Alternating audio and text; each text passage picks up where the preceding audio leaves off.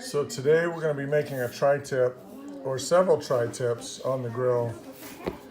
But just to show you, this is really how you make tri-tip in California. And there's a lot of videos that that show different fancy combinations of spices, but this is really all that you need to make a proper tri-tip. Some coarse ground pepper, salt, and then this is the granulated garlic here. You don't really use fresh garlic. And when I put this on, I use all of these very liberally. You cannot overuse spices on the tri-tip. It's very forgiving, but the rub that you use on the tri-tip here is very basic. Okay, so the tri-tips that I picked up today, they were about $7.99 a pound, and to me, it works out to be about 18 bucks, a little over 18 bucks. These are about 2 1/4 pound, 2 1/3 pound. So 2 1/2 pounds is, maybe 3 pounds is a big tri-tip. This is the bottom sirloin. And so for years outside of California, people didn't know what a tri-tip was. This is something that originated in the central Californian coast. Santa Maria, in particular, is where this cut originated. And for years, people didn't really know how to use this cut or what to use it for. People used it in stews, stew meat, stuff like that. But over the last 25 years, it's kind of grown in popularity around the country. But I know even 10, 15 years ago, a lot of friends that I have in different parts of the United States did not know what I was talking about when I was talking about cooking up tri-tip or grilling up tri-tip. So this cut, originally, because it is part of the sirloin, it was cheap, and this led to its popularity. But what we're going to show you today is how to grill it up, and this definitely probably rivals the flavor of a New York strip with the, the tenderness. Maybe not quite as tender as a filet, but pretty close. Okay, so here we got the tri-tip. Got the 3 points of this tri-tip.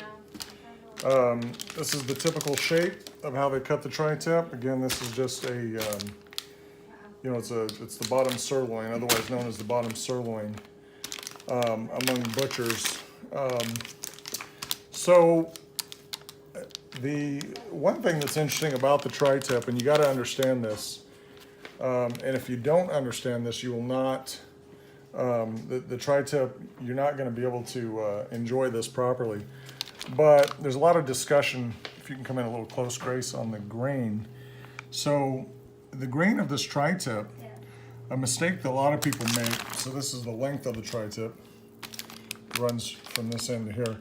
A mistake that a lot of people make is they'll see this grain running kind of in this pattern where my fingers are running, and they think that this tri-tip should be cut long ways. A lot of people make that mistake. And the reality is, in the tri-tip, this is a cut that's kind of similar to brisket in that the grain doesn't necessarily just run in one direction. So the proper way to cut this tri-tip and enjoy it properly is, it's this way. You're gonna cut it across, slightly on the bias, and you're going to cut it from the top down, and you're not going to cut it this way. If you cut it this way, it definitely is going to be a much tougher steak, and a key to enjoying this steak as tender as it's supposed to be is to get it cut correctly, and we'll show you that once we're done cooking it here. Another thing that I'm going to show you quickly on this is that a lot of times when you're buying tri-tip, you can get a real deal. You can buy them in the package, unpeeled. So these will come with a large layer of fat on the back side of it. You can see here, though, this has been trimmed off. Again, butchers will refer to this as either peeled or unpeeled. So sometimes you can get quite a bargain for getting tri-tip on sale that is unpeeled. But I think, in my personal estimation, in terms of how much I lose by the time I trim this down, and if I trim them myself, a lot of times I'll leave a little more fat on than this. but nevertheless, it breaks out to be about even price-wise. But it's something to consider when you're looking for a deal on these. And I always look to see who's got tri-tip on sale here in California. Okay, so a lot of times this is just a matter of preference, but a lot of times what I'll do before I put my salt and pepper and garlic on, I'll put just a little light coating of olive oil on the tri-tips, and this is kind of something that I do with all my steaks, usually just to get kind of you know, a little bit of something for the spices to stick to on the steak. Get that nice crust developed once we get this on the grill. The first thing I'm gonna do is go ahead and just rub this down real quick using a little bit of olive oil on both sides. And again, not a lot. This is not for flavor or anything like that. This is simply just to give the spices something to stick to and allow us to be able to develop a real nice crust once we get these on the grill. Okay, so the first thing I'm gonna do to start allowing the meat to kind of start to develop its own kind of coating before we take it out to the grills, I'm gonna go ahead and salt these up. And again, we get a real liberal coating of salt on both of these, on both tri-tips, on both sides. And again, this tri-tip is very forgiving, so it's better to over-season than to under-season.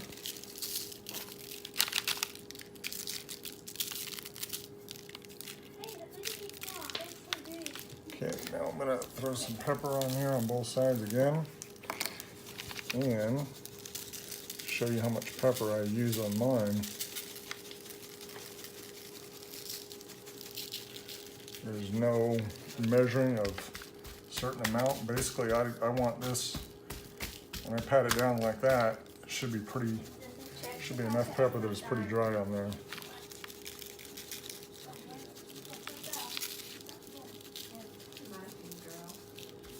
Okay, a good liberal amount on both sides.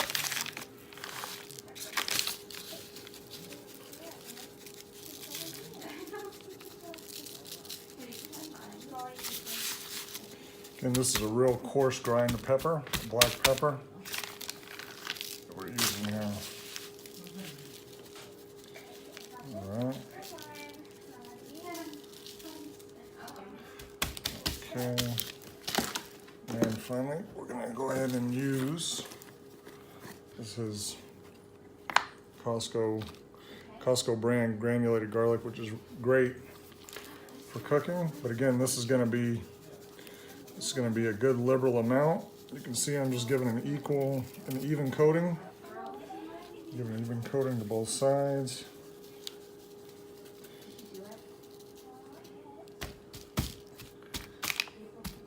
This does not take on a garlicky profile. It just helps in the overall flavor profile of the tri-tip, but this is not, it may look like we're using a lot of garlic here, but by the time all that meat juice combines with the spices here and develops kind of a paste before we take this meat out, this garlic flavor is going to be just nicely part of the overall crust. It's going to have a nice crust by the time we get this thing on the grill. Okay, so we're going to go ahead and use some of this California oak here. It's a nice big piece. And to cook tri-tip properly over a wood fire, you do need to start with oak. That's the traditional way to do it. So I'm going to go ahead and get my axe and bust this up into a few pieces here.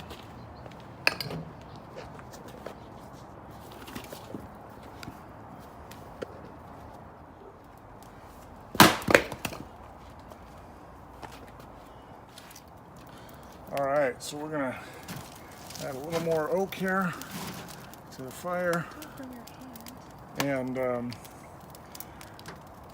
this in good.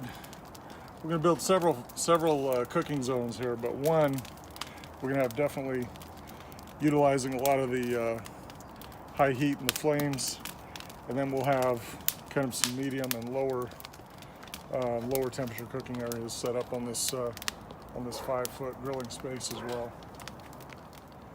Okay, so today we're going to use the Santa Maria grill. Again, this grill is 5 feet, just over 5 feet by about 32 inches wide.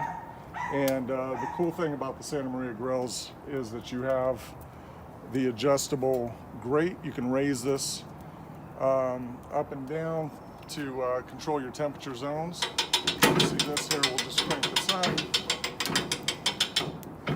Cranks up high. And then if you want to release this, you just pull the trigger back. And just crank the wheel down. I have my wood piled up high right now, so this is going to burn down. We're going to let it get down to some coals and start grilling. Definitely, I've used just about every type of barbecue that you can use in especially if you do entertaining. A grill this size, a 5-foot grill, this is the way to go. And a Santa Maria with the adjustable grate, this is by far the best grill and the easiest grill that I've ever had to cook on. Okay, so these tri-tips have been setting up for just about 10 minutes. And you can see the salt kind of brings out some of the juice, and that kind of combines and creates kind of the paste here on the outside of the meat with the garlic and the pepper. So I'm going to go ahead and get these out onto the grill. And you can see here, these are just about probably an inch and maybe, inch and a half thick. They are going to, they kind of swell up a little bit on the grill, but these things are going to be done in probably under 30 minutes on the grill, and we're going to cook these to no more than medium. And that's another key to cooking tri-tip, is you definitely, you can cook these well done, but to obtain the tenderness that they're known for, as well as the flavor, you really need to keep the internal doneness to no more than medium well at most, but usually around medium rare. Okay, and then I eat mine a lot of times just basically black and blue, so I'll throw them in really hot heat and cook them to rare. Cook them maybe 5 minutes per side. But today I'm going to cook them a little bit longer, cooking for the kids here. Okay, so we're just about to get the tri-tips on the grill, and we got the different grilling zones set up here with the medium heat in the middle. This over here is going to be a live flame, much hotter side on the left, and then moving here to my right. This is going to be the medium to cool side on this side of the grill. So I'm going to start by getting a good crust on these on the left side, and then we're going to move these, kind of transition them across the grill into the different, into the cooler temperature zone to finish off. Okay, we're going to give it just about probably 3 to 5 more minutes. Let this new fresh wood get started here on this side so we get some good flames, and then we're going to get the tri-tips on. Okay, we're going to go ahead and get these started and just start off throwing these tri-tips right here, directly on the hot, high flame side of the grill. And probably going to give them about 3 to 5 minutes here on this side, per side. We're going to start developing that crust that we want on the outside here with all of our, with the rub that we got on the tri-tips. So we'll put these right directly in the flame and don't need to move them, don't have to touch them or adjust them. 3 to 5 minutes per side. Right now I got the grate set all the way down. Start with the highest temperature. It's not to sear in any flavor or anything like that. I don't really, for all the cooking of steak that I do, I've never really known of any technique that will, you can't really sear a steak in such a way that traps the juices. That's kind of a misnomer. What you can do though is build up a nice crust on the outside of your steak using the high temperature, and you can definitely do that. And the way to keep your steak juicy is to basically not overcook the steak. That is, it doesn't come from searing or cooking your steak at any high temperature that's going to do any kind of magic to keep the juice in.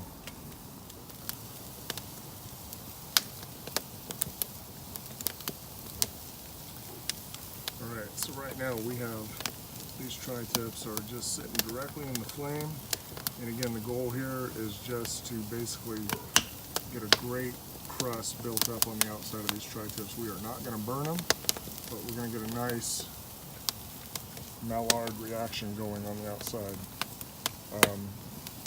You don't sear a steak to keep juices in. What you actually do is you develop a crust, and as long as you don't overcook the steak, your steak will be nice and juicy as well as tender on the inside.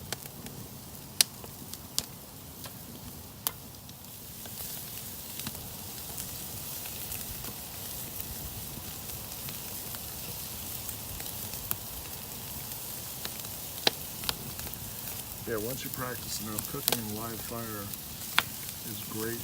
No better way to cook beef. Beef is very forgiving.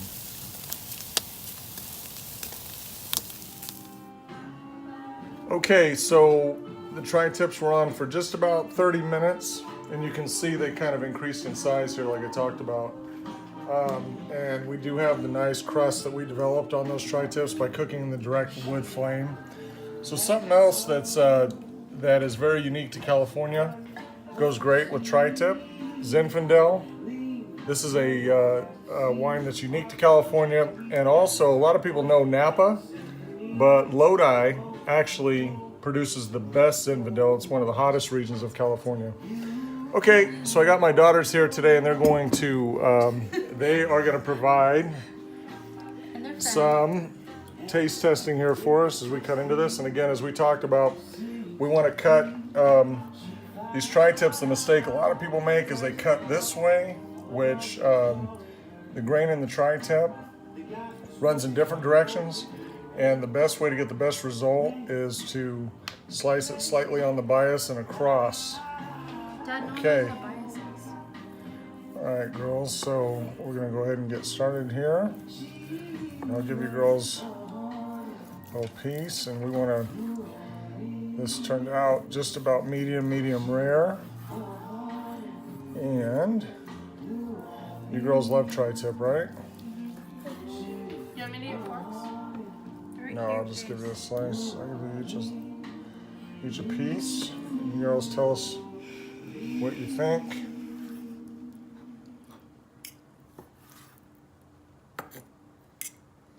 Emmy, you like tri-tip?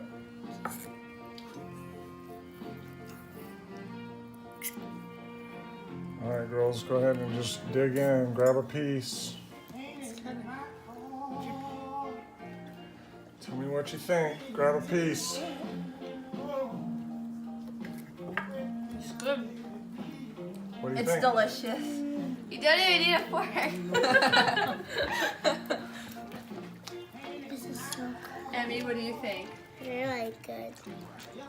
You taste the pepper and salt in that pretty well. Not Yes. overdosed, no. You girls like the spice? Yes. The crust? All right, so we ready to dig in and cut the rest of this up? Yeah. All right. Okay, thanks girls for helping. You ready to eat? Yeah. All right, say goodbye. Bye. I don't know. Why are you asking me these questions?